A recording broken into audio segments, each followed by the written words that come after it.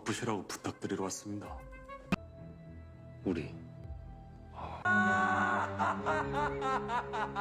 Halo guys, balik lagi ke channelnya Mimin. Gimana kabar teman-teman semua? Semoga baik-baik aja ya. Oke, di video kali ini mari kita coba review drama Made in Korea. Kira-kira seru nggak ya? Inilah dia pembahasan dramanya by Mimin. Dimulai dari cerita seorang yang bernama Baek Ki-tae, di mana pada hari itu dia ditugaskan untuk bertemu dengan seorang wanita yang bernama Ikeda Yuji. Jadi dia harus terbang ke salah satu daerah di Jepang menggunakan pesawat. Dan ketika di dalam pesawat, Baek Ki-tae kebagian duduk dengan seorang ibu dan juga anak yang kebetulan anaknya itu agak takut naik pesawat, tapi dicoba ditenangkan sama Ki-tae dengan memberikannya permen karet. Lalu anak itu berterima kasih. Cuma masalahnya di dalam pesawat itu juga cukup banyak orang-orang yang mencurigakan. Gerak-geriknya membuat Ki-tae itu bertanya-tanya siapakah mereka. Tapi dia coba untuk mengesampingkan rasa curiganya itu hingga gerak-gerik mereka malah semakin menjadi-jadi. Hingga akhirnya ada di satu titik bahwa orang-orang yang dilihat sama Ki-tae tadi membuat keributan di dalam pesawat yang ternyata mereka itu adalah anggota dari pembelot Jepang.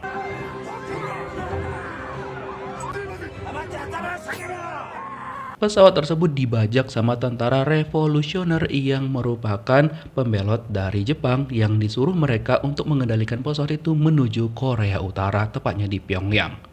Awalnya pilot dan juga kopilotnya nggak mau melakukan itu, tapi tetap dipaksa sama mereka. Lalu si pilot ini mengatakan bahwa mereka membutuhkan untuk mengisi BBM terlebih dahulu. Jadi mereka menyarankan untuk tetap mendarat di lokasi yang seharusnya. Sementara itu, Menteri Pariwisata di Jepang mereka itu khawatir banget kalau misalkan terjadi sesuatu sama penumpang, karena mereka itu juga penasaran kok bisa pesawat tersebut dilakukan pembajakan sama tim revolusioner. Lalu mereka berusaha untuk mencari solusi bagaimana untuk menyelamatkan penumpang-penumpang yang ada di dalam pesawat tersebut.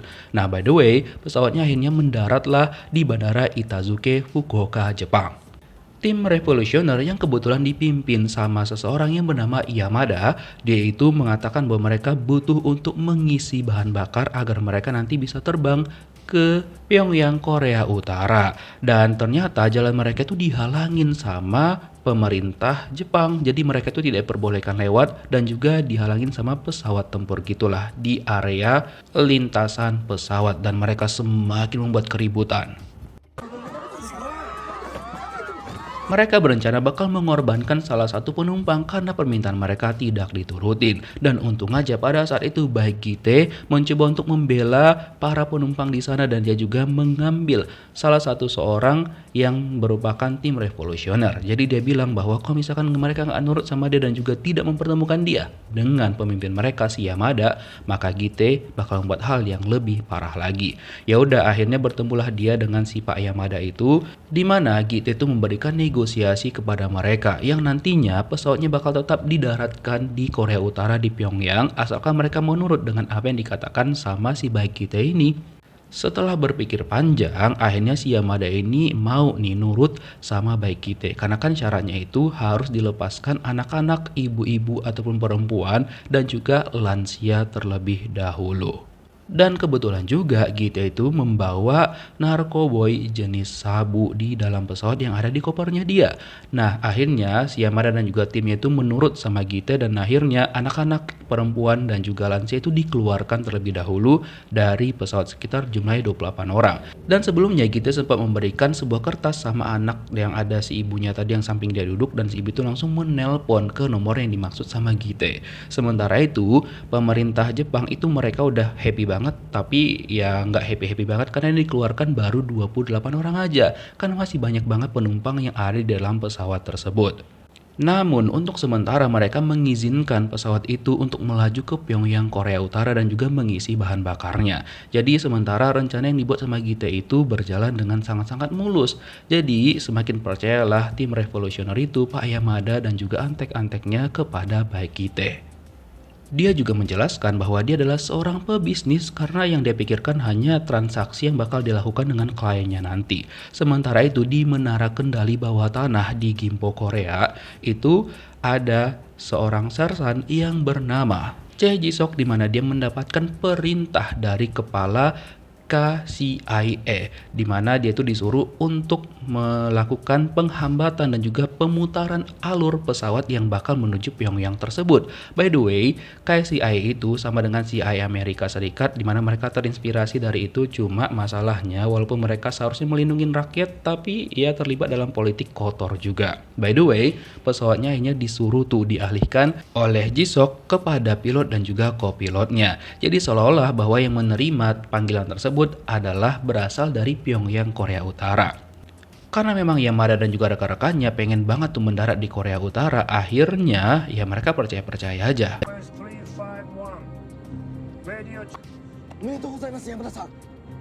Setelah itu, Jisok yang bertindak sebagai orang Korea Utara di Pyongyang mengatakan dan juga mengarahkan kepada kapten, pilot, dan juga kopilot untuk mendarat di titik yang sudah mereka tentukan. Dan bandara yang mereka bakal mendarat itu sebenarnya bukan Pyongyang, tapi seolah-olah dibuat sebagai Pyongyang, Korea Utara. Dan ketika mereka berhasil mendarat di sana, disambutlah sama warga-warga dengan sambutan hangat yang berpakaian dan juga bertindak sebagai orang-orang Korea Utara. Cuma masalahnya Yamada ini dan juga rekan-rekannya cukup pintar. Mereka itu langsung curiga kalau misalkan mereka gak di Korea Utara, tapi di Korea Selatan. Marahlah mereka sama semua penumpang di sana, terutama juga kepada kita karena udah dianggap sudah menipu mereka. Dibilang sama kita, aku tuh nggak nipu, aku tuh hanya menjalankan bisnis agar ini tuh baik-baik aja dan kita harus simbiosis mutualisme, tapi aku masih punya cara lain, kata Gite. Di samping itu, pemerintah Jepang pergi ke Korea Selatan untuk bernegosiasi itu agar bagaimana caranya bisa mereka mengeluarkan penumpang-penumpang yang tersisa di pesawat tersebut. Tapi setelah bernegosiasi panjang dan juga berjam-jam, mereka tidak menemukan kesepakatan sama sekali. Kan udah muter-muter nih, sama seperti meeting yang dilakukan ketika kita berada di negara Konoha, ya kan? Muter-muter tapi nggak ada solusi sama sekali. By the way, rencana yang bakal dilakukan Gite adalah dengan menyalahkan pemerintah Jepang yang gak becus menangani hal tersebut. Jadinya si Yamada itu setuju dengan Gite dan akhirnya mereka bakal menjalankan rencana tersebut. Walaupun Yamada masih penasaran sebenarnya siapakah baik Gite ini. Terus Gite menjelaskan ulang lagi kalau dia ya hanya seorang pebisnis saja, nggak lebih dari itu. Intinya dia bakal berjanji mengirimkan Yamada dan juga timnya itu benar-benar mendarat di Pyongyang, Korea Utara. Tapi setelah itu karena mereka nggak mau percaya sama Gite, akhirnya Gite memberikan sedikit pelajaran kepada mereka dengan menghajar mereka semua dan juga ngedor telinga Yamada.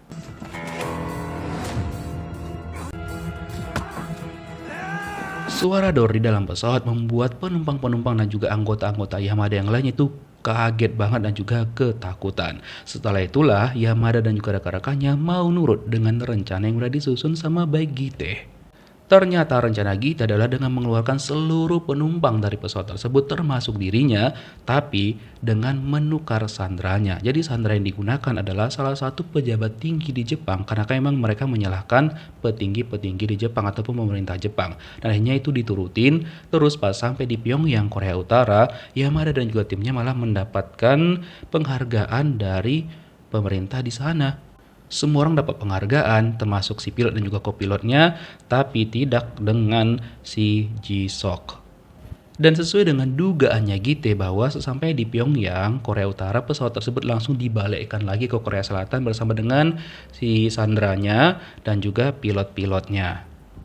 Dan gara-gara hal tersebut, pemeriksaan di bandara Jepang itu dibuat super duper ketat banget. Nah setelah itu Gite kan pergi lagi tuh ke Fukuoka untuk bertemu sama si Yuji. Akhirnya mereka bertemulah, cuma masalahnya kan barangnya itu nggak dibawa sama Gite. Dia tinggalkan di pesawat yang tadi karena dia kasih juga tuh sama si Yamada. Nah gara-gara itu Yuji memutuskan untuk tidak mau lagi bekerja sama dengan baik Gite karena dia udah berbohong dan juga nggak membawa barang yang diminta. Nah gara-gara itu Yuji memastikan bahwa mereka tidak akan pernah bertemu lagi. Namun Gite bilang enggak kok, nantinya kita bakal bertemu kembali pokoknya.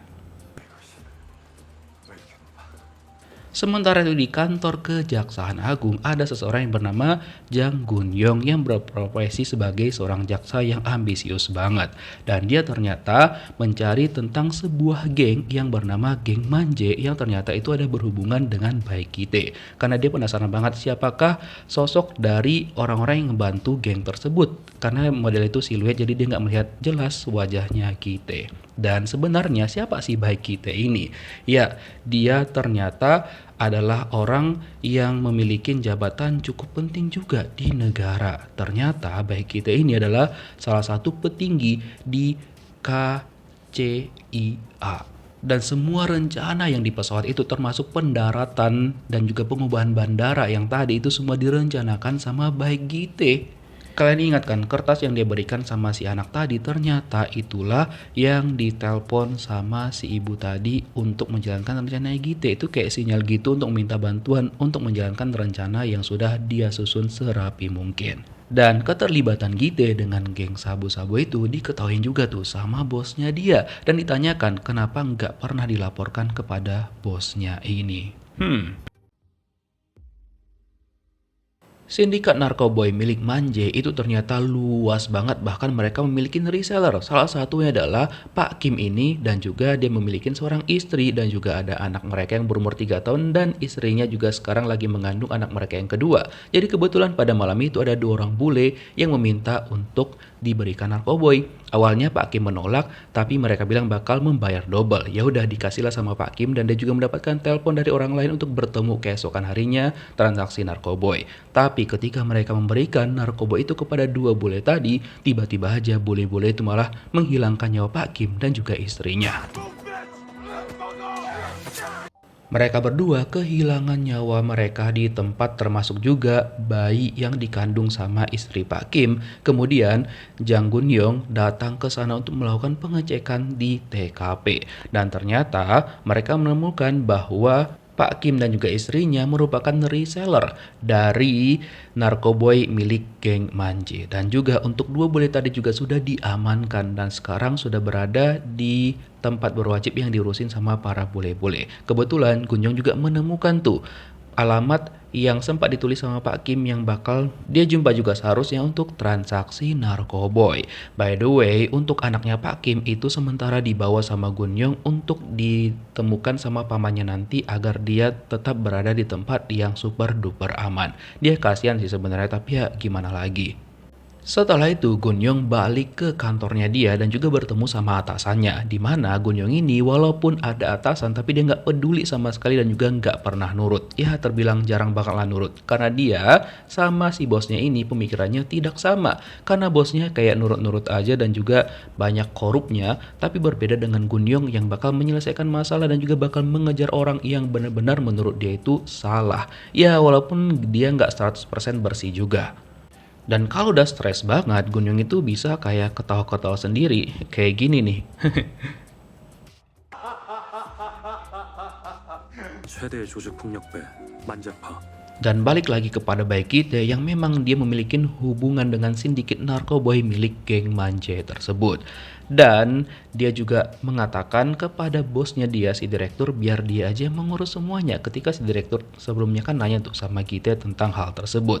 Dan dibilang juga sama direkturnya harus hati-hati sama Jang Gun-yong dan juga mengejar tentang geng Manje tersebut. Makanya setelah itu kita meminta tolong sama temannya untuk mencari tahu informasi semuanya tentang Gun-yong termasuk keluarga-keluarganya. John Evans. Call me John. Keesokan harinya, Gun-yong pergi menemuin 2 orang bule yang menghilangkan nyawa Pak Kim dan juga istrinya untuk bertanya sebenarnya apa yang dimaksud sama tulisan itu dan kenapa Pak Kim menulis alamat tersebut. Hingga akhirnya setelah dipaksa sama dia kan, yang awalnya mereka itu nggak mau ngomong dan setelah dicoba untuk bantu sama Gun-yong untuk meringankan hukuman mereka, barulah mereka mau ngomong. Salah satu di antara mereka yang berkulit gelap mengatakan bahwa dia dengar dan dia kan bisa bahasa Korea tuh. Jadi dia bilang bahwa Pak Kim itu bakal jumpa dengan orang itu keesokan hari harinya di kafe yang dituliskan alamatnya sama Pak Kim itu. Ya udah, akhirnya Gunyong pergi untuk menyusun rencana. Makanya setelah itu dia berencanakan bakal membuat dua orang yang menyamar sebagai Pak Kim dan juga istrinya. Karena kemungkinan besar orang yang bakal bertemu dengan Pak Kim besok itu, di hari itu nggak tahu kalau misalkan Pak Kim dan juga istrinya sudah kehilangan nyawa mereka. Jadi si cewek inilah yang bertindak sebagai si istrinya yang bernama Oh Ye Jin, dan disuruhlah dipilih suami yang bakal mendampingi dia, tapi dia nggak mau, dia maunya malah sama Gunyong. Ya udah, berangkatlah mereka setelah itu. Sesampainya mereka di kafe, si pemilik kafe mendapatkan telepon yang ditujukan sama Pak Kim yang ternyata mereka disuruh naik bus nomor 57 dan ikutin aja nanti di mana pemberhentian terakhirnya. Dan ketika mereka di perjalanan menggunakan bus, ternyata Oh Ye-jin itu menaruh perasaan kepada Jang Gunyong. Cuma Jang Gunyong ini nggak tertarik ataupun belum tertarik dengan Oh Ye-jin karena dia hanya menganggap Ye-jin ini sebagai partner kerjanya aja. 보여요? 깜깜해가 아무것도 안 보이는. Setelah di pemberhentian terakhir, Gunyong dan juga Ye-jin melihat ada mobil yang menuju ke arah mereka. Yang kemungkinan besar itu adalah orang yang membawa narkoboy. Jadi mereka kan udah bawa uangnya tuh. Lalu masuklah mereka ke dalam mobil dan juga menunjukkan bukti bahwa mereka membawa uang. Dan akhirnya narkoboynya diberikan sama orang tersebut. Nah, ternyata si geng manje itu, si pengedar memutar radio dan itulah dia dengar kalau misalkan Pak Kim dan juga istrinya itu mereka udah kehilangan nyawanya. Setelah itu dia akhirnya curiga sama dua orang yang di belakang itu, siapakah mereka sebenarnya? Kok tiba-tiba nyamar ya kan?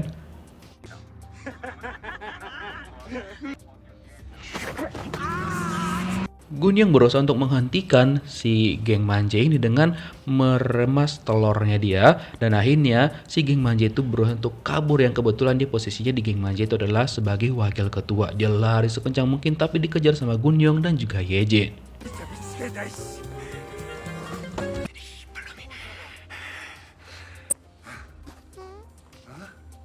Sebenarnya si wakil ketua itu udah sempat bersembunyi dan gak ketahuan sama Gunyong, cuma dia malah kentut, ya kedengaran lah sama Gunyong. Lalu mereka bergelut lagi karena si wakil ketua itu gak mau ditangkap sama Gunyong dan dia mencoba untuk melarikan diri lagi. Dan dia juga ternyata memiliki beberapa pisau yang diarahkan sama Gunyong. Kemudian datanglah si Ye-jin dan dia langsung menendang si wakil ketua itu dan akhirnya dia terkapar. Lalu Ye-jin langsung memasakkan borgol ke tangan si wakil ketua itu, lalu ditanya-tanyain lah dia sama Gunyong. Nah, kata Gunyong dia bakal membebaskan si wakil ketuanya ini asalkan dia memberitahukan di mana keberadaan dan juga posisi dari ketua mereka si Jo Manje nantinya. Karena Gunyong juga tahu kalau misalkan si wakil ketua ini sempat berkhianat sama ketuanya dia karena dia juga menjual narkoba itu secara terpisah menggunakan dirinya sendiri. Jadi keuntungannya untuk dirinya sendiri gitu loh. Nah, setelah mereka menemukan kesepakatan, Gunyong meminta sama Ye-jin memberikan borgol dan juga membebaskan si wakil ketua itu. Nah, sementara itu kan, Gite akhirnya menemukan data-data yang dia minta sama temannya terkait Gunyong. Dan dia juga ternyata meminta data tentang Yuji. Nah, ditanyalah sama temannya ini kenapa dia meminta data tentang Yuji. Karena kebetulan si Choi Yuji ini adalah seorang Zanichi. Nah, bagi teman-teman yang penasaran sebenarnya Zanichi itu apa sih? Nah, ini dia penjelasan tentang Zanichi. By the way, Zanichi itu adalah istilah Jepang untuk orang asing yang tinggal di Jepang namun merujuk pada etnis Korea dan keturunan mereka yang menetap permanen di Jepang sejak era kolonial, membedakan imigran Korea baru atau warga Jepang keturunan Korea yang sudah naturalisasi. Cuma ya mereka tetap mendapatkan perlakuan yang tidak adil sebenarnya. Terus kan Wegite memiliki dua orang adik, satu cewek dan juga satu cowok. Yang di bawah dia itu bernama Baek Soyoung dan juga adiknya satu lagi yang cowok yang paling kecil bernama Baek Gihyun. Di mana dia menawarkan pekerjaan sama Gihyun yang sekarang tuh kebetulan dia ada di perwira angkatan darat. Cuma kata Gihyun dia bakal bisa mengurus dirinya sendiri dan juga menolak penawaran dari abangnya. Walaupun itu privilege tapi dia nggak mau dan tetap pengen jujur. 잡겠다는 심산이지. 예. Oh ya, Gunyong akhirnya menjelaskan kepada Ye-jin kenapa dia membebaskan si wakil ketua tadi. Karena target utama mereka adalah si ketuanya, Jo Manje. Tapi setelah itu dia nantinya bakal menangkap Jo Manje dan juga menjebloskan ke penjara juga si wakil ketuanya tadi.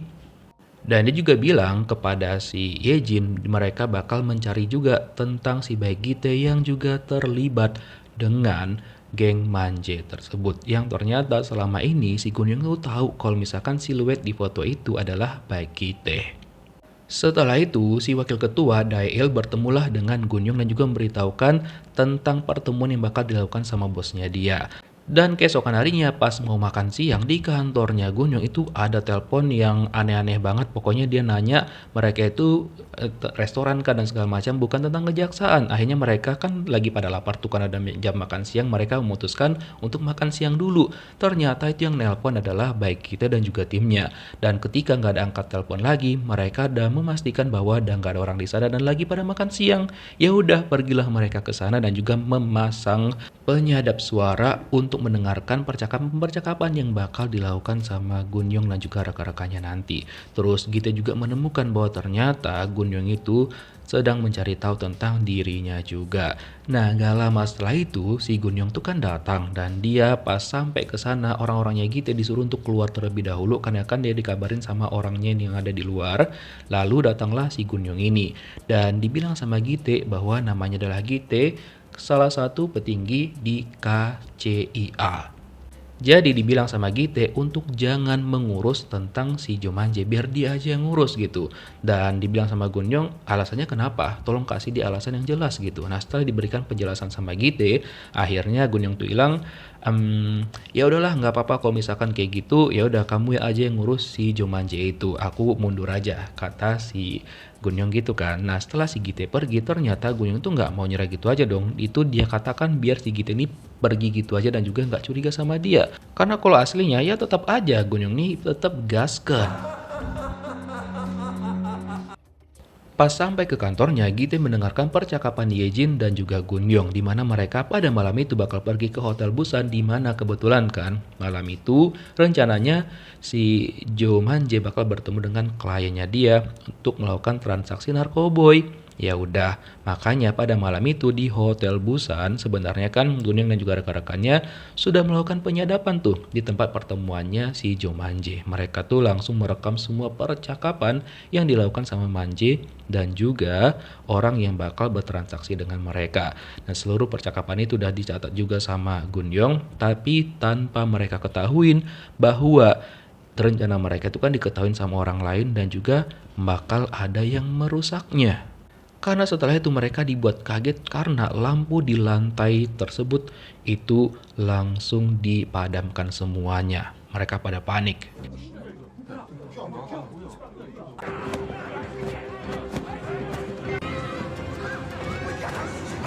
Semua dibuat porak-poranda, Jomanje dan juga wakil ketuanya si Daeil langsung dibawa pergi dari sana dan entah siapa tuh yang ngebawa pergi.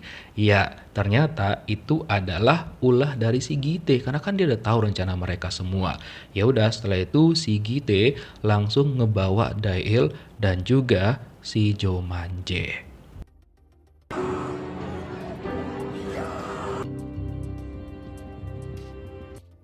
Lalu Gite memanggil direkturnya dan si direkturnya itu marah banget sama si Jomanje karena sudah bertransaksi narkoba dengan Yakuza Jepang. Ya udah, akhirnya kan mereka minta maaf tapi Jomanje malah didor sama direkturnya baik Gite. Sebenarnya Daeil juga mau didor tapi malah dibilang sama si Gite sama direkturnya udah dia biarin aja karena kan dia juga kayaknya kita perlukan nanti untuk menggabungkan semua geng-geng katanya gitu. Dan ternyata tujuan Gite memang bakal menjadikan si Daeil ini sebagai ketua yang baru menggantikan Jomanje. Dan dia juga bilang dia sangat-sangat tertarik dengan bisnis narkoboynya si Jomanje. Makanya dia minta sama si Daeil ini untuk ngebantuin dia juga untuk berbisnis. Jadi untuk mereka, bukan untuk individu masing-masing gitu. Dan awalnya Daeil nggak percaya karena kan mana mungkin pegawai pemerintah ngejual itu, apalagi ngejual sendiri gitu kan. Terus dibilang sama si Gite, udah tenang aja dan percaya sama aku. Sementara itu Gunyong itu kesel banget karena rencana mereka diketahui dan setelah dicek di kantor mereka, akhirnya dia, Yejin dan juga rekan-rekan mereka yang lainnya menemukan bahwa kantor mereka disadap dan dia tahu bahwa yang melakukannya adalah Baek Gite.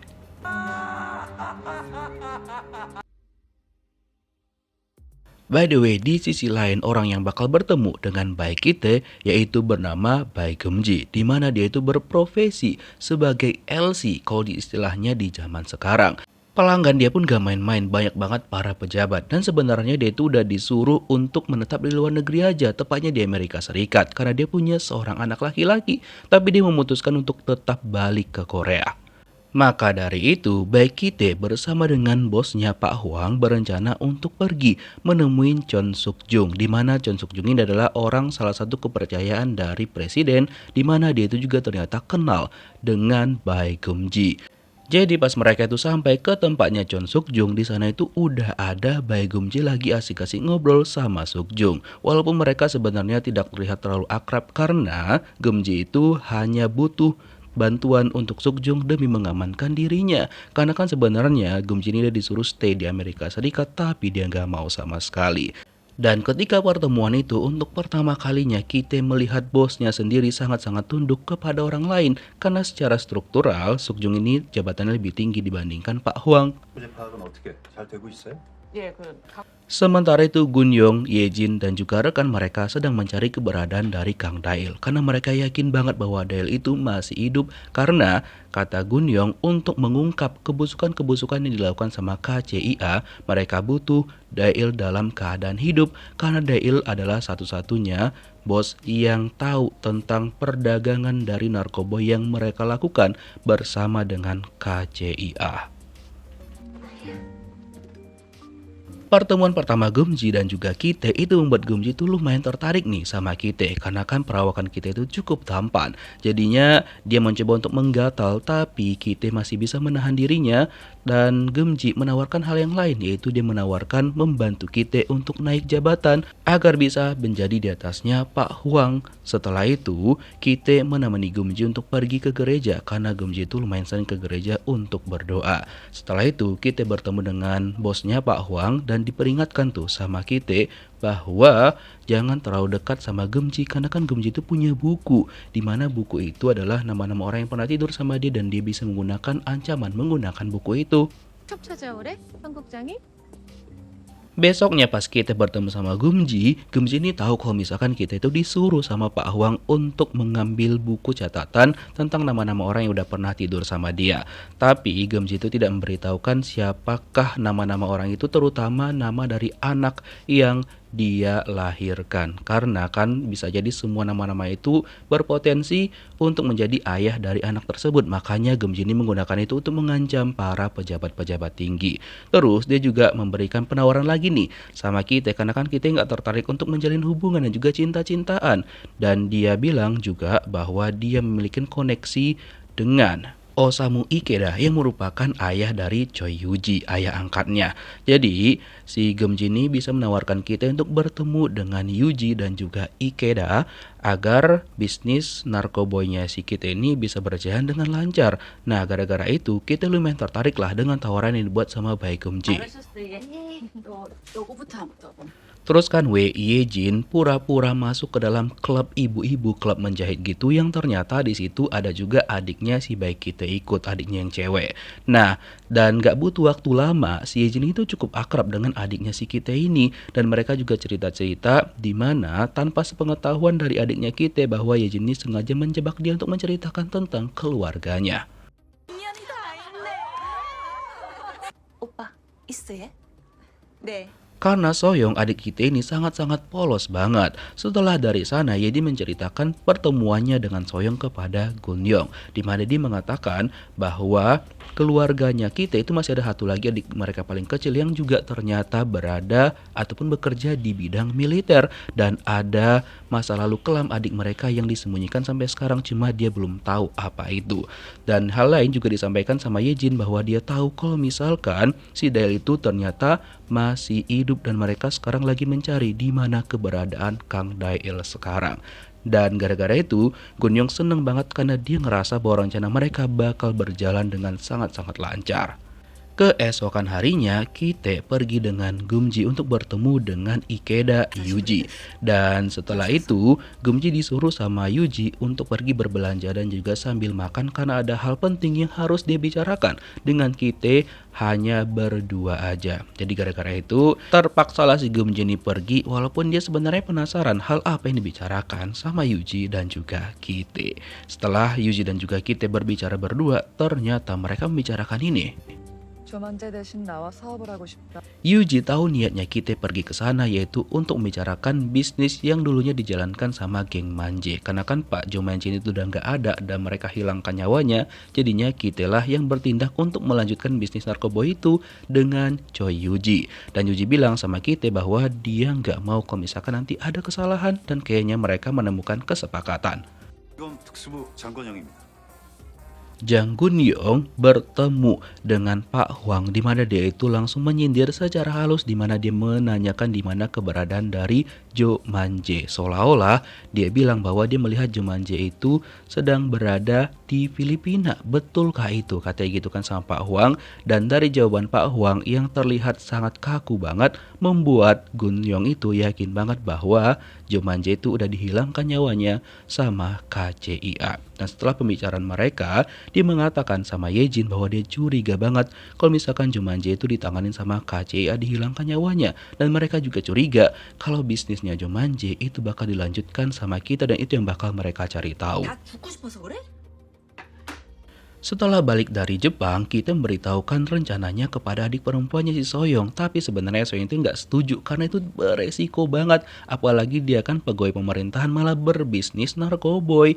Tapi diyakinkan sama kita bahwa itu tuh dapat membuat keluarga mereka derajatnya naik beberapa tingkat ke atas dan juga tidak diremehkan lagi. Namun dengan satu syarat bahwa mereka tidak memberitahukan kepada adik mereka paling kecil. Karena adik mereka paling kecil itu orangnya itu lurus banget dan nggak mau neko dan pasti gak bakal setuju dengan rencananya Kite. Setelah itu, Kite bertemu dengan si Dail dan dia memberitahukan apa rencana yang bakal mereka lakukan ke depan. Dan Dail juga memberitahukan bahwa semua persiapan narkoba yang bakal mereka produksi untuk diberikan kepada Yuji itu udah hampir 100% selesai dan nantinya kita juga meminta adiknya untuk mengawasin kerja dari si Dail ini. Nah kayak keesokan harinya pas Dail lagi prepare ya kan, Soyong berhenti dari pekerjaannya. By the way dia sebelumnya kerja di bank, jadinya dia bekerja bersama dengan Dail untuk mengawasin kinerjanya Dail. Awalnya kan disuruh sama abangnya dia itu ngawasin Dail, tapi ujung-ujungnya Dail malah menggoda si Soyong ini dan dia malah jatuh cinta juga sama si Dail. Bisa gawat nih kalau kayak gini ya kan. Karena nantinya Soyong ini bisa nggak fokus untuk menjalankan rencana yang bakal dia susun sama abangnya yang kemarin karena jatuh cinta sama Dail. 강대일이가 조직을 다시 수습하는 과정이다. Terus Pak Hwang nanya nih sama kita, kenapa iuran dari geng Manje ini kok kecil banget nih bulan ini? Kata kita ya wajar lah kan Jo Manje itu baru kehilangan nyawanya dan juga Dail masih menyusun dan juga menggabungkan beberapa geng gitu. Dan dia juga penasaran tentang si Baegumji, jadi dia suruh kita ini untuk mengawasi Baegumji lagi. Kata kita, oke. Setelah disuruh keluar dari ruangannya, Pak Hwang memanggil temannya si kita, yaitu Pyo Haksu, dan dia membocorkan kepada Pak Hwang tentang pertemuan kita dan juga Yuji dan apa yang sedang mereka rencanakan, di mana kita kemungkinan besar bakal mengambil alih dari narkoba yang dijual sama geng Manje bersama dengan Dail. Hal itu membuat Pak Hwang marah besar. Dan dia juga mengetahui bahwa Gumji ini bakal pergi menemuin presiden. Makanya dia langsung nelpon si Kite dan cari tahu di mana sekarang keberadaan Gumji. Kata Kite ya dia lagi di gereja. Lalu disuruh cek ulang lagi tuh sama Kite. Karena kata Pak Hwang, Gumji itu punya rencana lain dan bakal bertemu dengan presiden dan juga membocorkan hal-hal yang mungkin bisa merusak KCIA. Nah ketika dicek sama Kite beneran dong si Gumji ini gak ada sama sekali di gereja dan juga udah menghilang dari sana. 애비가 대체 몇 명이야? Ternyata si Gumji ini tidak bertemu dengan presiden, tapi tangan kanannya presiden yaitu Na Yongchol, di mana dia itu meminta bantuan sama Na Yongchol ini untuk memperkuat keadaan dia di sana. Tapi sebenarnya Yongchol kan udah memperingatkan sama Gumji untuk pergi aja udah ke Amerika. Kok di situ hidup aman, nyaman, dibiayain, bisa ngebesarin anak juga di sana dan juga nggak ada masalah. Tapi Gumji ini tetap kekeh dan bilang sama Yongchol bahwa dia tetap bakal stay di sana dan juga minta bantuan sama Na Yongchol ini. 나 때문에 삐졌어? Setelah itu Gumji bertemu dengan kita dan dia meminta maaf karena pergi tadi tanpa berpamitan. Terus kita memperingatkan si Gemji lagi untuk udah kamu pergi aja ke Amerika Serikat dan juga serahkan buku catatan itu. Lalu dibilang sama si Gemji bahwa sebenarnya buku catatan itu tuh nggak ada sama sekali. Dan dia juga berbicara jujur katanya gitu. Tapi diperingatkan lagi sama kita bahwa malam ini kalau misalkan si Gemji ini nggak nurut, dia hidupnya nggak akan selamat. Dan ternyata Gemji ini kayak tidak mengindahkan ancaman yang diberikan sama kita. Dia malah mengajak kita ini untuk pergi tidur berdua sama dia pada malam itu. Karena kan katanya hidupnya terancam tuh. Jadi dia minta kita untuk melindungi dia. Ya udah kita mau. Cuma pas si Gemji lagi siap-siap kan, pas balik tuh ke kamar, si kita udah nggak ada di sana. Dan ternyata Gemji ini memang bebal banget. Dia malah pergi keluar dong pada malam itu, dimana dia kayaknya keluar sama seseorang yang dia panggil Oppa, dan kemungkinan besar itu adalah ayah dari anaknya. Ya udah, pergilah mereka berdua keluar. Walaupun sebenarnya si Oppanya ini bilang sama Gemji, gimana kalau misalkan kita itu pergi aja ke Amerika, nanti aku bakal berusaha untuk membesarkan anak itu gitu, maksudnya mungkin anak mereka kan, si anak mereka yang cowok itu. Dan ketika mereka lagi asik ngobrol dan juga Gemji nggak mau kekeh, tetap mau stay di Korea, tiba-tiba aja ada banyak mobil yang datang kepada mereka dan juga mengancam mereka. 놀랐잖아. Ternyata itu adalah ulah dari Baekhyun. Dan karena Gemji nggak mau dengar apa yang dia bilang tadi, akhirnya dia malah ngedor Baekhyun. Dan kata tuh Baekhyun beneran didor dan kehilangan nyawanya, atau ada rencana lainnya, karena terlihat Baekhyun ini memohon-mohon kepada kita untuk tetap diselamatkan.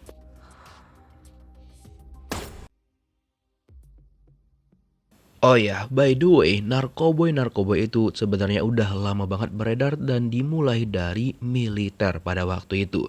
Jadi ketika orang-orang militer sudah balik lagi ke keluarga mereka, keadaan mereka itu sangat-sangat berbeda karena mereka sudah sangat-sangat kebutuhan banget dengan narkoboy itu, sehingga mereka nggak segan menyakiti keluarga sendiri.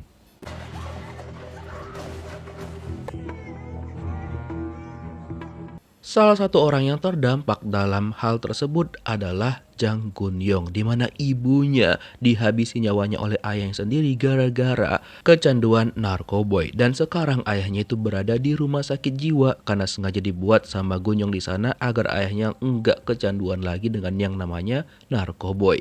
Walaupun sampai sekarang ayahnya masih mencari keberadaan ibu mereka dan dia nggak sadar apa yang dia lakukan kepada istrinya sendiri.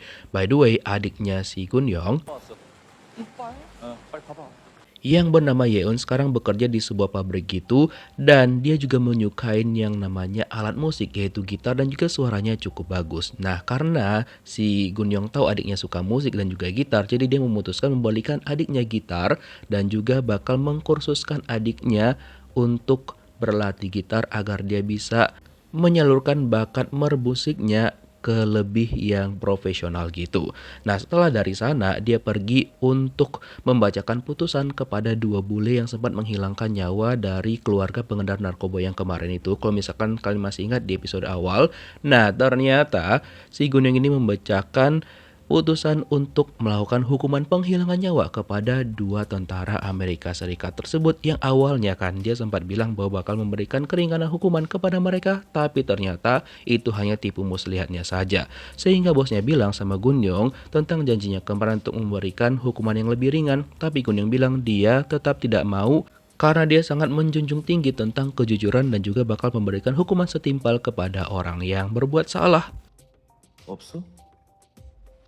Oh ya, by the way, Pak Hwang menanyakan sama kita tentang bukunya si Gemji setelah Gemji itu dihabisin sama si kita kan. Cuma nggak tahu beneran dihabisin ataupun nggak. Kata kita buku itu sebenarnya nggak ada sama sekali. Setelah itu Pak Hwang ngebahas sama kita tentang pengkhianatan yang dilakukan sama kita. Dimana kan kita diam-diam bertemu dengan Choi Yuji dan juga menjalankan bisnis narkoboy. Dimana itu nggak disetujuin sama Pak Hwang dan dia marah kepada kita dan juga memukulnya berkali-kali. Lalu Kite meminta maaf kepada Pak Huang dan juga menjanjikan bahwa dia bakal memberikan uang kepada Pak Huang sebesar 200 juta won setiap bulannya. Dan dia juga berjanji kepada Pak Huang untuk melakukan segalanya agar Pak Huang ini bisa masuk ke Istana Biru ataupun ke Istana Kepresidenan dan juga menjabat di sana. Setelah itulah Pak Huang setuju dan dia menaikkan tarif yang diberikan sama Kite kepada dia sebesar 300 juta won per bulan. Kemudian Kite pergi menemuin Pyo Haksu karena dia marah banget karena Pyo Haksu lah yang membocorkan kepada Pak Huang. Terus Haksu mengatakan bahwa dia tahu semuanya itu gara-gara Jang Gun-yong yang juga datang ke tempat mereka dan juga membeberkan tentang Kite sedang berbisnis narkoboy dengan geng Manje. Dan kita juga tahu bahwa ternyata si Haksu ini hanya mata-matanya si Chon Suk Jung yang di sana untuk memberikan informasi tentang Pak Huang kepada Chon Suk Jung. Jadi mereka ini satu sama dan kita meminta kepada si Haksu untuk mempertemukan dia dengan Chon Suk Jung dan langsung diberitahukan kepada Pak Chon. Sementara itu, Dae-il dan juga adiknya si Kite malah kencan berdua yang ternyata itu diikutin sama Gun-yong. Setelah si Dae-il ini pergi keluar sebentar, dia ditemuin sama Gun-yong dan juga langsung bertanya sebenarnya apa yang sedang dikerjakan sama Dae-il dan juga Baek Kite. Dan dia juga tahu tentang bisnis narkoba tersebut. Dan dia juga bakal mengungkap semuanya. Terus dibilang sama Dae-il kepada si Gun-yong bahwa apapun yang dia lakukan untuk menghalangi KCIA, dia tidak akan pernah bisa menang dengan itu. Nah, gara-gara itu Gun-yong gak terima dengan perkataan Dae-il dan dia akhirnya menghajar Kang Dae-il.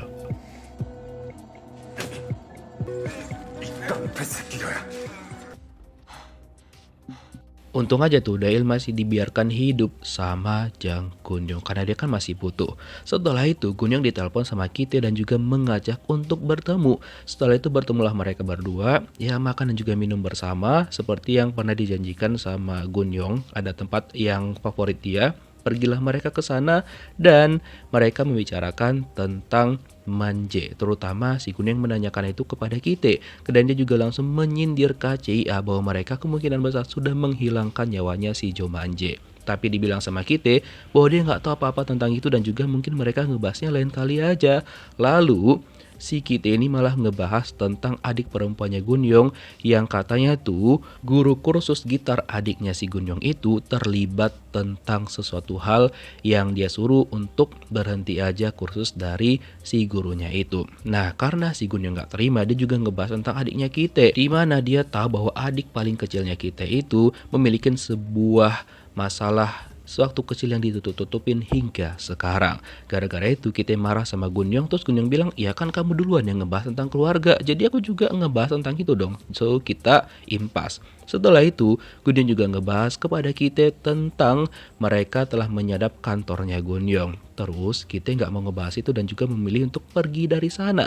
Dan dia juga menyuruh anggotanya untuk tetap menyelidikin tentang keluarganya si Jang Gun-yong, terutama adiknya dia. Terus kan produksi narkoboy yang dilakukan sama Kite dan juga Dae-il itu sudah hampir selesai dan juga sudah siap untuk mereka distribusikan. Dan keesokan harinya sebelum berangkat tuh, si Dae-il memberitahukan kepada Kite tentang kapan dan kemana narkoba-narkoba itu bakal didistribusikan. Ya udah, setelah itu Gun-yong bersiap untuk pergi ke lokasi. Karena seluruh narkoba itu bakal didistribusikan kepada Ikeda Yuji ataupun Choi Yuji. Ya udah, diberitahukanlah kepada Yejin dan juga timnya bahwa mereka bakal pergi ke Jepang untuk membuntutin Kite dan juga Dae-il. By the way, dia juga meminta akan sama temannya untuk menyelidikin tentang guru musik adiknya dia yang ternyata menurut temannya setelah diselidikin aman-aman aja kok, nggak seperti yang dibilang sama Kite. So ya udah, dia biarkanlah adiknya tetap berguru musik sama gurunya itu. Nah, by the way, 20kg입니다. Kite memberitahukan kepada Pak Huang bahwa narkoba yang sudah mereka produksi dan bakal didistribusikan sebesar 20 kilo. Ya udah, diizinkanlah sama Pak Huang dia pergi ke Jepang untuk segera berangkat. Cuma tetap disuruh tuh si Pyo Haksu untuk pergi bersama Kite karena dia nggak 100% percaya sama Kite kan. Lalu setelah Kite dia suruh keluar, disuruhlah sama dia, setelah semua urusannya selesai, dia suruh si Haksu ini untuk menghabisi baik Kite. Dan tanpa sepengetahuan mereka bahwa Kite itu menyadap ruangan itu dan juga mendengarkan percakapan mereka. Jadi kita ini tahu dan juga dengar bahwa Pak Huang berusaha untuk menghilangkan nyawanya dengan menyuruh Pyo Haksu menghilangkan nyawa Kite setelah transaksi narkoba berhasil dengan Choi Yuji. の収支生産報告書です、お父様。 Sementara itu, Choi Yuji mengatakan kepada ayah angkatnya, si Osamu Ikeda, bahwa bisnis mereka itu sedang mengalami penurunan sehingga penghasilan mereka nggak terlalu banyak. Dan dia menyarankan untuk mengambil dan juga membuat produksi di Korea. Katanya itu dapat menguntungkan yang lebih banyak. Cuma masalahnya ayah angkatnya itu kurang setuju dengan hal tersebut. Jadi mereka tetap berusaha untuk membuatkan produksi narkoba yang paling besar hanya di Jepang saja. Ditambah lagi kondisi dari Pak Osamu Ikeda ini kurang baik karena kondisi kesehatannya itu lumayan menurun beberapa akhir belakangan. Lalu dibilang sama Yuji, oke, dia bakal tetap menurut sama ayahnya walaupun sebenarnya dia tetap menentang dalam hatinya. By the way, Yejin dan juga Gunyong akhirnya sampai ke Jepang dan mereka memesan penginapan di sebuah motel gitu yang ternyata sisa kamarnya cuma satu aja. Jadi terpaksa mereka berdua satu kamar yang diisi 2 orang walaupun mereka belum menikah. Sebenarnya Gunyong gak suka, cuma Yejin senang-senang aja. Nah setelah itu mereka mendapatkan kabar bahwa besok Kite itu bakal sampai dan juga bakal bertemu dengan Yuji. Yang ternyata Kite itu gak sendirian tapi ditemenin sama temannya yaitu Pyo Haksu. Dan beneran dong, keesokan harinya Kite dan juga Haksu bertemu dengan Choi Yuji ataupun Ikeda Yuji dan juga memberikan transaksi narkoba tersebut. Yang ternyata Yejin dan juga Gunyong di sana sudah bersiap dan juga mengambil beberapa dokumentasi yang mereka butuhkan. By the way, narkobanya itu mereka sisipkan dan juga selipkan ke dalam ikan dan juga hewan-hewan laut lainnya yang bakal dijual. Setelah itu, mereka hanya menemukan kesepakatan dan semua gambar-gambar yang dibutuhkan sama Yejin dan juga Gunyong sudah mereka dapatkan. Lalu, Kite dan juga Yuji itu makan berdua di mana Yuji mengatakan kepada Kite bahwa dia sebenarnya butuh narkoba yang lebih banyak lagi jumlahnya karena dia sudah menutup salah satu pabrik terbesar mereka di Jepang. Lalu Kite berusaha untuk menyanggupin berapa yang diminta sama Yuji. Dan Yuji juga memperingatkan kepada Kite bahwa gak selamanya dia bisa ngebantuin Kite. Kite bilang, oke, gak apa-apa, aman aja. Intinya mereka tetap bekerja sama dan juga saling bertemu satu sama lain. Entah memang saling tertarik atau memang hanya bisnis saja. Pas mereka mau balik, Kite kan udah menghitung pendapatan mereka itu sekitar 300 juta won. Lalu di saat itu tiba-tiba Haksu itu menyodongkan door ke arahnya Kite dan Kite kan udah tahu tuh apa sebenarnya yang terjadi. Terus pas si Haksu keluar dari kapal, Gunyong, Yejin dan juga rekan mereka itu bersiapkan untuk mengambil gambar lagi. Tapi masalahnya Kite itu nggak ada. Mereka heran dong, loh Kite kemana kok dia nggak ada keluar. Dan tiba-tiba Pak Huang datang bersama dengan si Haksu pergi. Lalu si Gunyong bersama dengan rekan-rekannya mengganti strategi. Gunyong pergi mengikuti Haksu dan juga Pak Huang, sedangkan Yejin dan juga rekan satunya lagi tetap berjaga di sana kalau nantinya baik kita itu keluar dari kapal ya kan. Dan Haksu menginformasikan kepada Pak Huang bahwa rencana mereka berhasil untuk menyingkirkan baik Kite. Dan ternyata Pak Huang itu pergi ke kuil yang memang sering dia datengin di sana. Yang ternyata kebetulan pada hari itu juga di kuil itu lagi ada ritual pengusiran setan. Tapi Pak Huang gak terlalu mempermasalahkan hal tersebut. Dia langsung masuklah ke dalam kuil dan dia bilang sama Haksu, kerja bagus udah menyingkirkan baik Kite.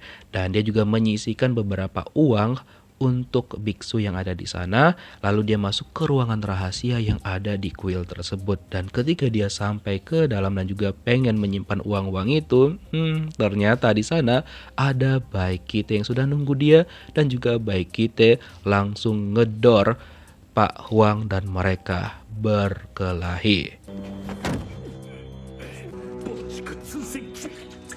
Baik Kite ngedor Pak Huang lagi hingga kena di bagian perutnya dan Pak Huang langsung terjatuh dan juga terkapar. Gak lama setelah itu, Gunyong datang dan juga sampai ke kuil itu lalu dia masuk ke dalam dan dia perhatikan kemana perginya si Pak Huang itu dan dia akhirnya menemukan ruangan rahasia itu. Lalu dia masuk ke dalam dan turun ke bawah, dan gak lama itu dia kaget menemukan kondisi Pak Huang sudah dalam keadaan seperti ini. Dan dia juga melihat ke samping, dia melihat ada orang di sana dan kita sudah bersiap untuk ngedor Jang Gun-yong juga. Terus Jang Gun-yong dikejutkan lagi karena ternyata Pak Huang itu masih hidup dan dia pergi keluar untuk memanggil ambulans.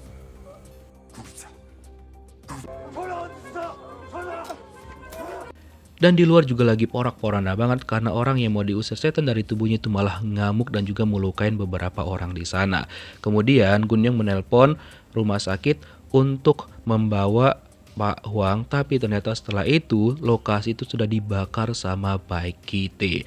Jadi ya mungkin Pak Huang gak akan bisa lagi diselamatkan.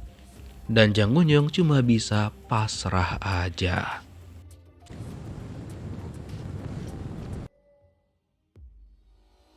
Ternyata rencana untuk menghilangkan nyawa Pak Huang itu ada hubungannya dengan Chon Suk Jung, karena kan sekarang dialah yang menyuruh Baek Ki-tae untuk melakukan hal tersebut. Sementara itu Jang Gun-yong emosi jiwa banget karena bukti yang harusnya dia bisa punya itu sekarang udah gak ada sama sekali.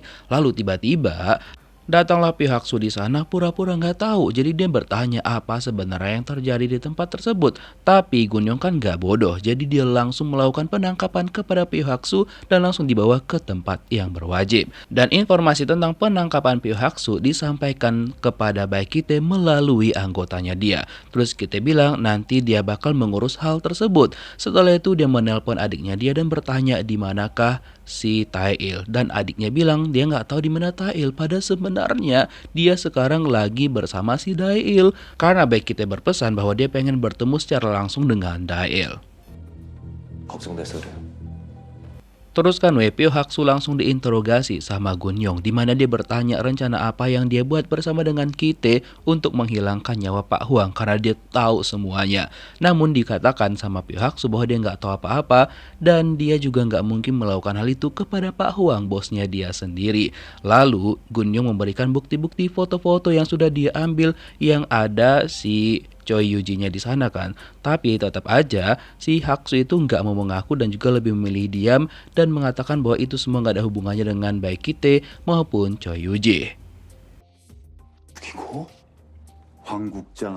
Terus Gun-yong dipanggil sama bosnya dia dan bertanya sebenarnya apa yang terjadi kok dia melakukan penangkapan kepada anggota KCIA. Lalu dijelaskanlah sama Gun-yong bahwa anggota KCIA itu termasuk Ki-tae dan juga Pyo Hak-su terindikasi telah melakukan penyelundupan narkoboy. Sementara itu Baek Ki-tae pergi menemuin Pak Chon di mana dia memberikan seluruh uang-uang yang disimpan selama ini sama Pak Huang dan dia juga memberikan buku catatan milik dari Baek Gumji. Nah cuma nggak tahu si Gumji ini sebenarnya nasibnya kayak mana, apakah dia benar-benar kehilangan nyawanya ataupun tidak. Terus Ki-tae menawarkan nih bisnis dengan Pak Chon di mana dia bilang uang yang diberikannya tadi diputar balikan lagi sama dia untuk berbisnis narkoba dan dia berjanji bakal melipat gandakannya dalam waktu yang sangat cepat. Awalnya Pak Chon itu nggak mau percaya sama Ki-tae, tapi Ki-tae meyakinkan Pak Chon dengan cara berlutut dan juga memohon bahwa dia berjanji bakal melakukannya dengan baik. Kita balik lagi ke tempatnya Gun-yong dan juga Pyo Hak-su. Gun-yong balik lagi kan ke sana dan dia masih mencoba nih untuk membuka mulutnya si Pyo Hak-su, tapi dia nggak mau tetep kan. Dan setelah itu tiba-tiba aja orang-orangnya si Gun-yong bilang bahwa Pyo Hak-su itu harus dibebaskan kata bos mereka. Nah nggak terimalah Gun-yong kan dan dia langsung pergi ke tempat bosnya dia dan langsung marah-marah karena nggak terima dengan hal tersebut. Karena dia udah capek mengumpulkan bukti-bukti, kok tiba-tiba dia dibebaskan gitu aja tanpa ada alasan yang jelas gitu. Dan dia pun tidak terima dan langsung marah-marah sama bosnya dia. 아까 들었잖아요. Oh ya, setelah meeting tentang kepresidenan, Na Yong-chol dan juga Chon Suk Jung mereka berdua berdebat karena memang dari awal mereka berdua ini tidak pernah saling cocok. Ditambah lagi Na Yong-chol tahu bahwa Pak Chon lah otak dibalik penghilangan nyawa terhadap Geumji. Makanya Pak Na bilang sama Chon bahwa untuk berhati-hati karena bisa jadi nanti semuanya bakal berbalik kepada Chon. Tapi dia malah mengancam balik Pak Na. 뭐라 그래? 국가 기밀이라고. Oh ya, setelah dibebaskan, pihak Su pergi menemuin Baek Ki-tae dan dia bilang bahwa dia nggak ada ngasih tahu sama sekali kepada Jang Gun-yong tentang rencana mereka, karena kan mereka udah sepakat untuk saling membantu.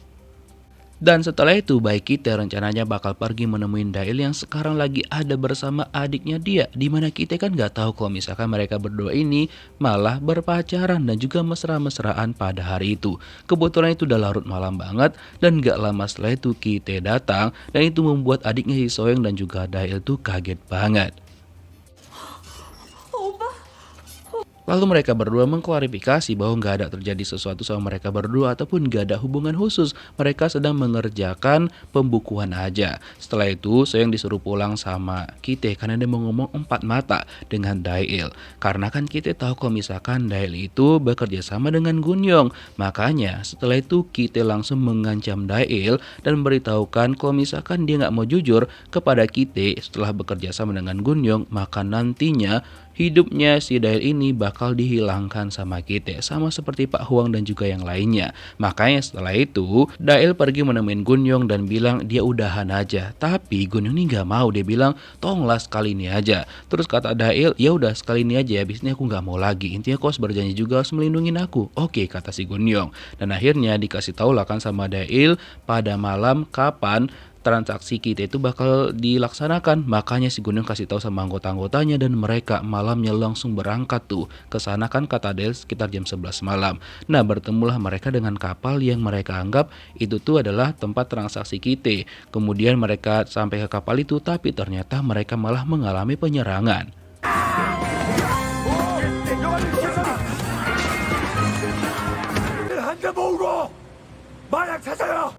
Namun kelompoknya Gun-yong di luar itu bisa memenangkan pertandingan itu, terutama juga di bagian dalam. Jadi mereka itu udah berhasil mengalahkan orang-orang yang ada di kapal tersebut. Lalu mereka mengecek barang-barang yang mereka bawa. Ternyata nggak ada satupun narkoboy yang mereka temukan. Lalu mereka bertanyalah kepada orang-orang itu apakah mereka mengenal Baek Ki-tae dan juga Baek Soyoung. Terus mereka bilang kami nggak kenal sama mereka. Kalau misalkan kalian nggak percaya, ya udah intinya kami nggak kenal dengan dua orang tersebut. Karena ternyata semua itu emang rencananya Ki-tae dan juga Dail, karena Dail ya mau kerjasama lah dengan Ki-tae karena kan dia takut dong sama Ki-tae. Gara-gara itu Gun-yong emosi banget dan dia bakal mencari tahu di mana keberadaan si Ki-tae. Tapi masalahnya setelah itu mereka didatengin sama tim audit dan mereka itu dituduh sudah melakukan penyitaan narkoba dan bakal menjualnya balik. Nah, gara-gara itu Gun-yong nggak terima dan juga marah-marah sama bosnya dia lagi. Dia teriak-teriak kayak gitu.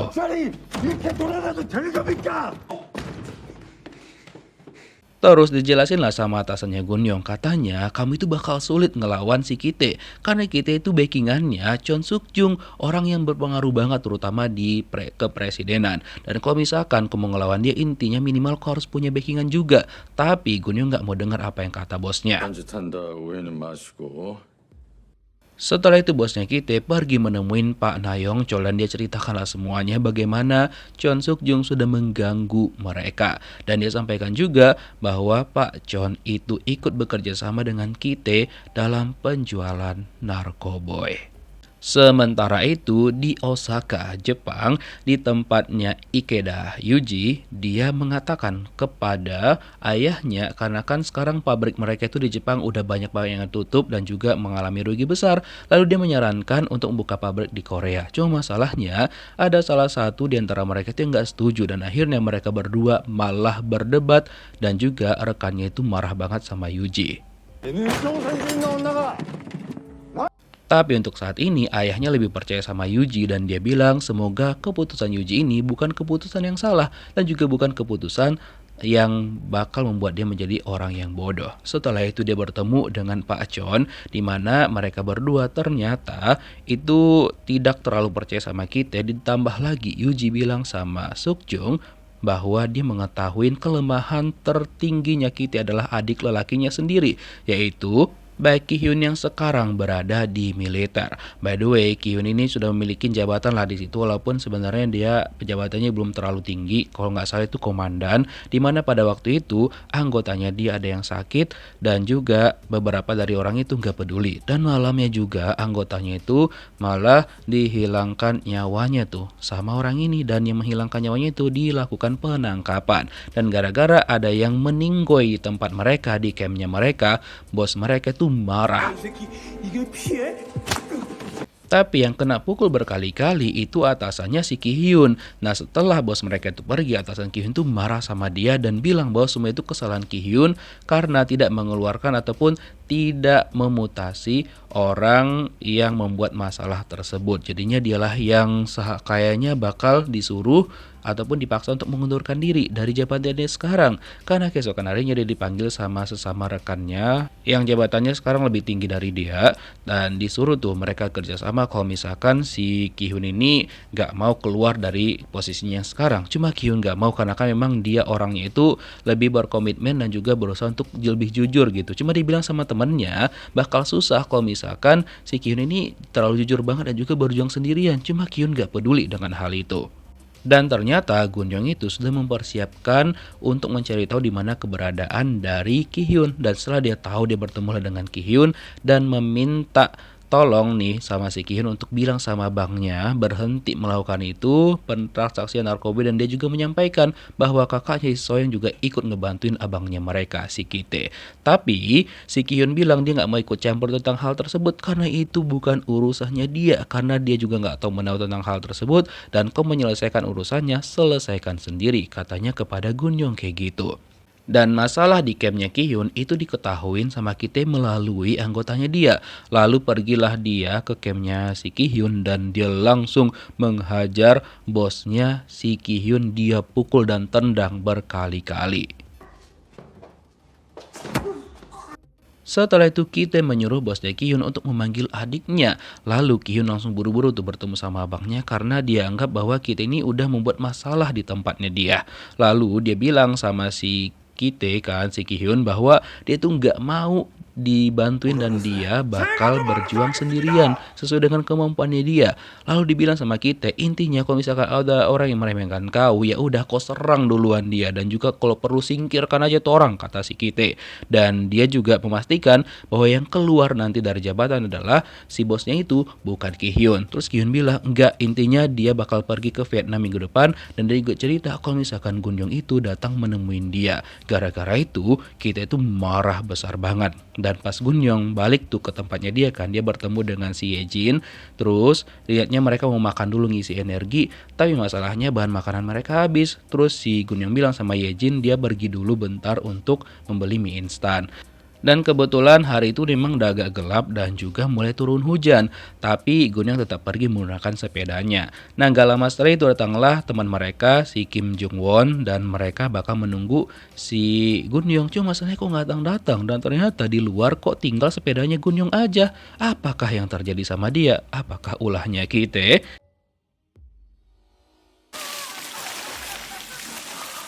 Jang Gun-young yang tiba-tiba menghilang dan hanya meninggalkan sepedanya di bawah rintik-rintik hujan ternyata memang ditangkap sama Baek Kite. Ternyata juga ditangkap itu bukan hanya Jang Gun-young saja, tapi juga bersama adiknya yang bernama Yeon.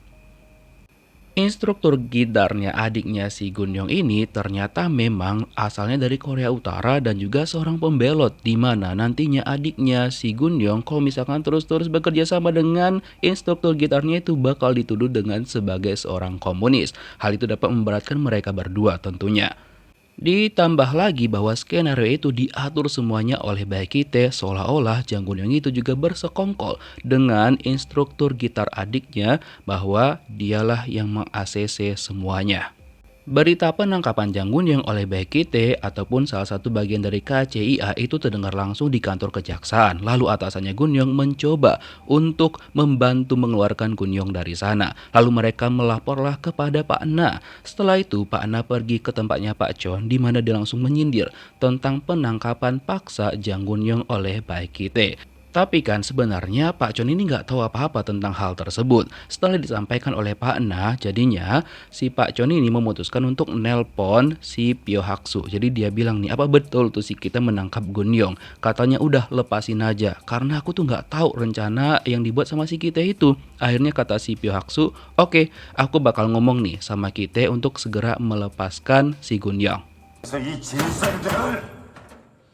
Jadi pas kita lagi menginterogasi si Gunyong ya kan, dan juga meminta dia untuk menandatanganin sesuatu agar dia dilepaskan sama si kita bersama dengan adiknya juga. Kemudian si Pihaksu datang menjumpai kita dan bilang, keluar bentar deh, ada hal penting yang mau aku omongin. Ternyata dia menyampaikan pesan dari Pak Chon untuk segera melepaskan Gunyong. Karena mereka itu kejaksaan ada di pihaknya Pak Na. Jadi itu kan lawan yang cukup sengit bagi Pak Chon. Jadi ya udahlah, dengan sangat-sangat terpaksa baik kita itu melepaskan Jang Gunyong, walaupun dia kayak kesel banget pastinya. Setelah itu Gunyong diantarkan sama Pihaksu, dan entah kenapa Haksu ini kan juga agak pelin-pelan nih orangnya. Jadi dia malah menawarkan kerjasama dengan Gunyong dan juga menyampaikan bahwa adiknya Gunyong itu sudah berada di tempat yang aman, udah mereka lepasin juga. Setelah itu Gunyong pergi bertemu dengan rekannya dia, si Yejin sama Jongwon, dan mengatakan bahwa misi rahasia mereka itu udah nggak ada lagi dan udah dibatalin aja, mendingan mereka kerja sesuai dengan porsinya aja. 약속은 지킵니다. Terus kan baik kita ditelepon sama Ikeda Yuji, jadi dia minta tolong untuk ditemanin ke sebuah tempat yang berada di Vietnam, yang ternyata di tempat tersebut adalah lokasi kerja baru adiknya si Kite ya kan. Jadi dia itu kebetulan dipanggil lah sama bosnya dia, adik si Kite ini, si Baek Ki-hyun. Nah pas dia sampai di kantornya dia dan dia bertemu dengan orang yang memanggil dia itu, ternyata Ki-hyun ini disuruh untuk melakukan sebuah tugas gitu.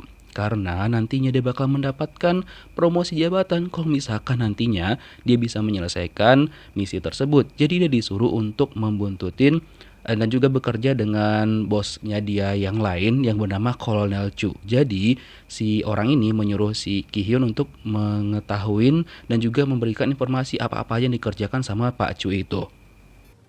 장건영입니다.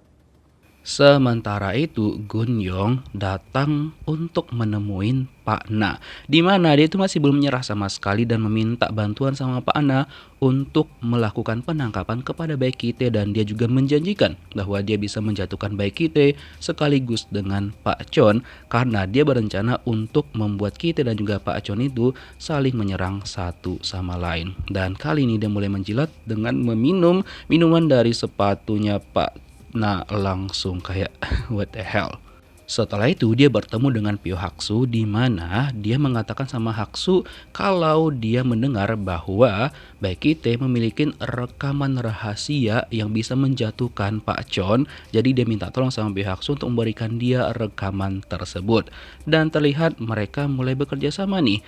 Dan ya, si Pyo Haksu setuju dengan Gunyong karena nantinya dia bakal mendapatkan jabatan yang diincar sama Ki-tae. Karena setelah itu dia pergi ke kantornya Baek Ki-tae dan juga mencari rekaman tersebut karena kebetulan hari itu Baek Ki-tae berencana pergi ke Vietnam dengan Ikeda Yuji. Jadi Pyo Haksu bebas menggeledah kantornya Baek Ki-tae. Sementara itu Baek Ki-hyun akhirnya melaksanakan tugasnya dia untuk menyelidikin Mr. Chu. Jadi dia pergilah sama Mr. Chu itu ke sebuah pasar, di mana di situ nanti Mr. Chu ini bakal bertemu dengan prajurit dari Vietnam dan bakal membicarakan sesuatu rahasia yang kebetulan ternyata Ki-tae sama Ikeda Yuji juga berada di sana untuk mencari dan juga bertemu sama pelanggan mereka untuk melakukan transaksi narkoboy. Kebetulan pelanggan mereka kali ini adalah orang Vietnam langsung. Tapi waktu itu Ki-tae dan juga Ki-hyun belum bertemu satu sama lain karena Ki-hyun itu fokus untuk menyelidikin Pak Chu. Ya udah pas Pak Chu sampai di pasar, pergilah dia ke tempat itu berdasarkan informasi yang diterima sama Ki-hyun bahwa ada di kamar atas itu nomor 2 dari belakang. Disitulah Pak Chu ini bakal melakukan transaksi. Setelah itu disadaplah ruangan itu sama si Ki-hyun dari ruangan sebelah yang ternyata dia mendengarkan bahwa mereka itu sedang merencanakan untuk penjualan senjata gitu. Tapi dia hampir ketahuan lalu dia keluar karena ada orang yang mau masuk ke ruangan tersebut yang ternyata itu adalah abangnya sendiri sama Ikeda Yuji dan juga pelanggan mereka orang Vietnam itu yang ternyata mereka mau melakukan transaksi narkoboy dan sudah deal. Lalu ketika kita dan juga yang lainnya sudah kelar, Ki-hyun terpaksa membiarkannya gitu aja. Dan pas tepat kita sama Yuji keluar dari situ, tiba-tiba ada bom meledak.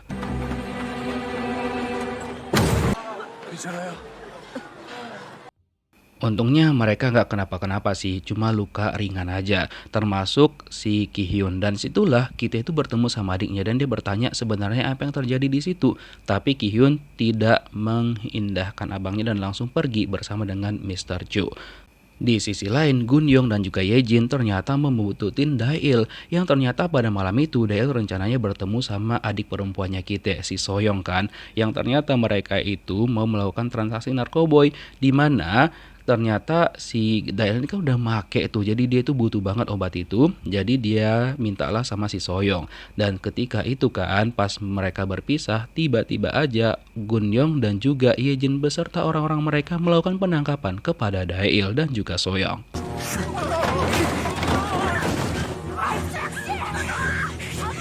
Setelah mereka ditangkap, mereka berdua langsung dibawa untuk diinterogasi. Gun-young menginterogasi si Dae-il di mana dia tuh dipaksa untuk membuat pernyataan dan juga bakal direkam bahwa yang sudah menyuruh dia untuk melakukan transaksi narkoboy, otak dibalik semuanya adalah Baekhyun. Dan disitulah Gun-young juga tahu bahwa ternyata Dae-il sudah make karena waktu itu dia ngefly banget dan juga butuh obat tersebut. Di sisi lain, Soyoung ditanya-tanya juga tuh sama Ye-jin kan, dia juga disuruh ngaku bahwa abangnya lah otak dibalik semua ini, tapi si Soyoung gak mau karena katanya abangnya udah berjuang untuk keluarga mereka karena orang tua mereka kan dua-duanya udah gak ada, jadi abangnya berjuang untuk menghidupi mereka dan abangnya udah kerja keras dan dia tidak akan pernah mau mengkhianati abangnya sendiri. Tapi kata Jongwon kepada Ye-jin bahwa salah satu di antara mereka udah mengaku, yaitu si Dae-il, dan semuanya sudah direkam sama Jang Gun-young. Dia mengatakan bahwa otak dibalik semua itu adalah Baekhyun. Cuma dia minta tolong banget sama Gun-young untuk jangan menghukum Soyoung karena katanya Soyoung itu nggak salah apa-apa. Dia hanya minta tolong aja sama Soyoung. Terus kata Gun-young, oke, ya udah, yang penting si Baekhyun itu dihukum, Soyoung ntar biar dia yang urus, katanya gitu. Nah, terus karena udah ngerasa superior banget nih kan, Gun-young bersama dengan rekan-rekannya langsung mengacak-acak kantornya Baekhyun dan juga mengambil dokumen-dokumen yang mereka butuhkan.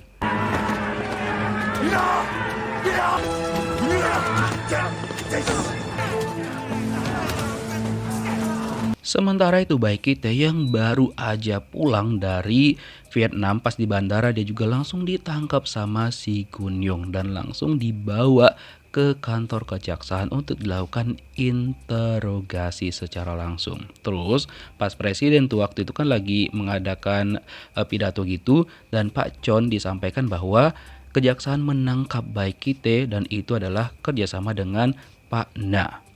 Dan ketika Baekhyun lagi diinterogasi oleh Jang Gun-young di kantor kejaksaan, di situ Gun-young itu memaksa Baekhyun untuk mengaku nih bahwa dia adalah otak di balik semua ini, dan dia juga sudah memiliki rekaman bukti dari perkataan dari Dae-il.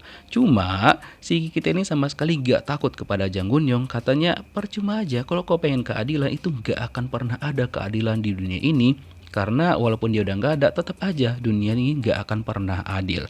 Ya benar sih. Terus si Pyo Hak-soo ternyata diam-diam pergi ke kantornya kita dan mengambil rekaman terkait Pak Chon.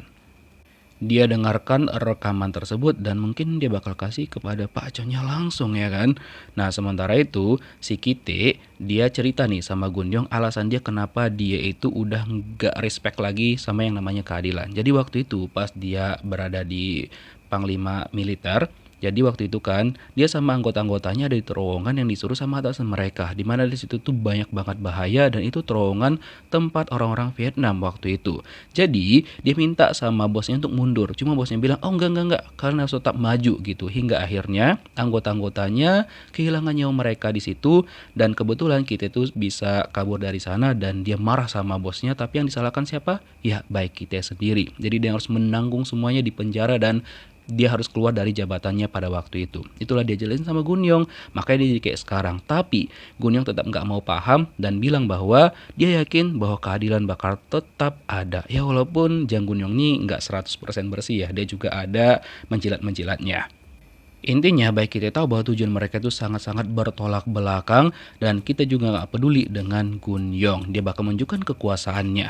Dan by the way, Dail akhirnya disuruh untuk membuat pernyataan juga secara tertulis dan akhirnya dia membuat sulit pernyataannya. Setelah itu dia malah ngefly dan butuh obat dan dia terpaksa menyuntikkan narkoboy ke dalam tubuhnya dan dia langsung benar-benar ngefly banget dan langsung kayak orang sakau dan akhirnya dia menabrakkan dirinya ke kaca hingga kacanya pecah dan akhirnya dia kehilangan nyawanya. Yejin dan juga Jungwon menemukannya. Yejin disuruh untuk pergi memanggil ambulans, tapi dia nggak tahu kalau Jungwon itu sengaja karena dia mau membuat bukti untuk menjebak Jang Gunyong. Dan untuk Pak Chon akhirnya dia diberikan rekaman yang udah diambil sama Pyo Hak-soo dari kantornya Baekhyun. Dia kasih rekaman tersebut dan didengarkanlah sama si Pak Chon yang ternyata rekaman itu bukan punya Pak Chon melainkan punya Pak Na.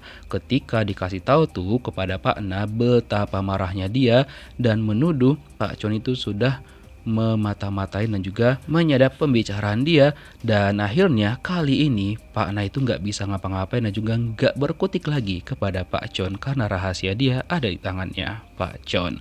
Dan sementara itu si Kite sama Gunyong masih lanjut bergelut ketika apalagi si Kite itu ngebahas tentang ayahnya Gunyong yang menghabisi ibunya sendiri.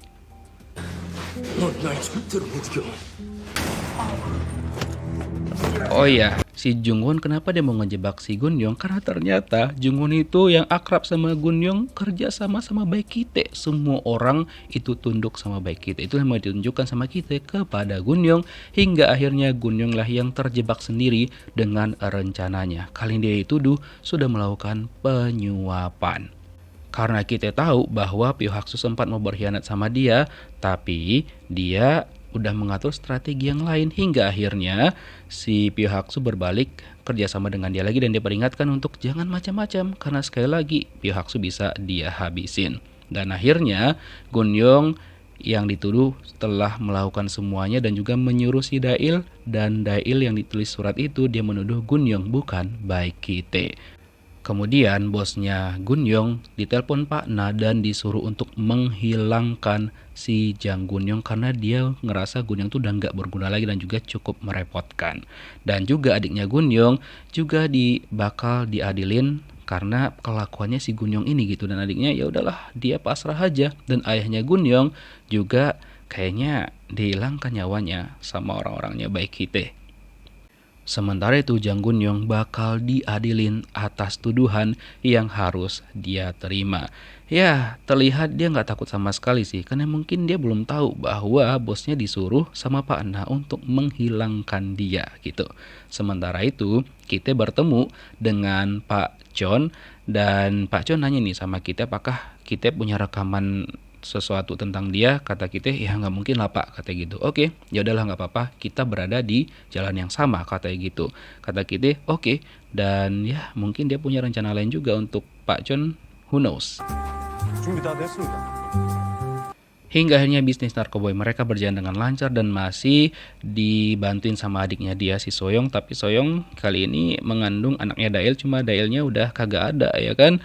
Terus bisnisnya Kite sama si Ikeda Yuji juga berjalan dengan lancar dan ayah angkat Ikeda Yuji bangga banget sama anaknya dan juga Kite. Setelah itu mereka mendapatkan uang yang dijanjikan sama Kite kepada Pak Chon, lalu mereka juga dipuji dan baik Kite itu mendapatkan kenaikan jabatan menjadi Direktur Jenderal baik Kite.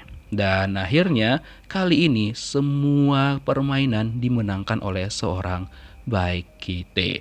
Dan Jang Gunyong ya dia kalah. Dan memang betul yang bilang Baekhyun di dunia ini susah untuk mendapatkan keadilan sama seperti di negara yang kita tempatin saat ini ya guys. Keadilan itu benar-benar kayak susah banget kita dapatkan. Oke, begitulah ending dari drama ini guys, dan katanya bakal ada season 2. Oke, kita tunggu aja di season 2 bakal gimana gebrakannya. Terima kasih telah menonton episode 1 hingga terakhir. Sampai jumpa lagi di review drama menarik lainnya. Bye bye.